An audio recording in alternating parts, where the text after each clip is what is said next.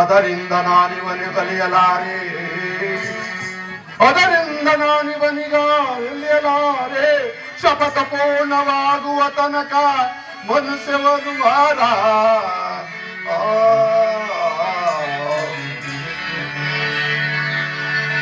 ಆಹಾ, ಇದೀಗ ಒಳ್ಳೆಯ ಸಮಯ. ಆ ನರಾಧಮನು ತನ್ನ ಹೆಂಡತಿ ಓರ್ವೆಳನ್ನು ಬಿಟ್ಟು ಬೆಳಕು ಕೊಡುವ ಉಂಗುರವನ್ನು ನೀರು ತರುವುದಕ್ಕೆ ಹೋಗುತ್ತಿರುವನು. ಈಗ ನನ್ನ ಚಮತ್ಕಾರದಿಂದ ಬೆಳಕು ಕೊಡುವ ಉಂಗುರವನ್ನು ಅಪಹರಿಸಿ ಇವರೀರ್ವರನ್ನು ಬೇರ್ಪಡಿಸಿ ಚಂದ್ರಾಸೆಯನ್ನು ಒಂದು ಹುಲಿ ಕಚ್ಚಿಕೊಂಡು ಹೋಗುವಂತೆ ಮಾಡುವೆನು.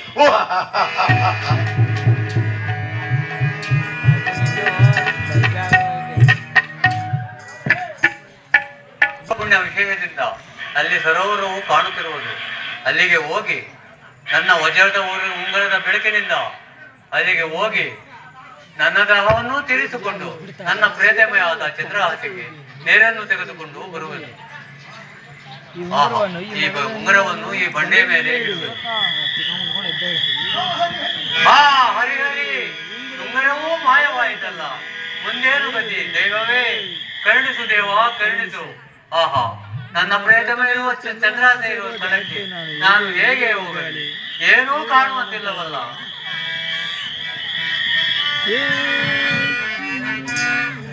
ದೈವೇ ಆ ನಿರುಪಮತನು ದೈವ ಮಾಯೆಯೋ, ದೈವ ಮಾಯೆಯೋ.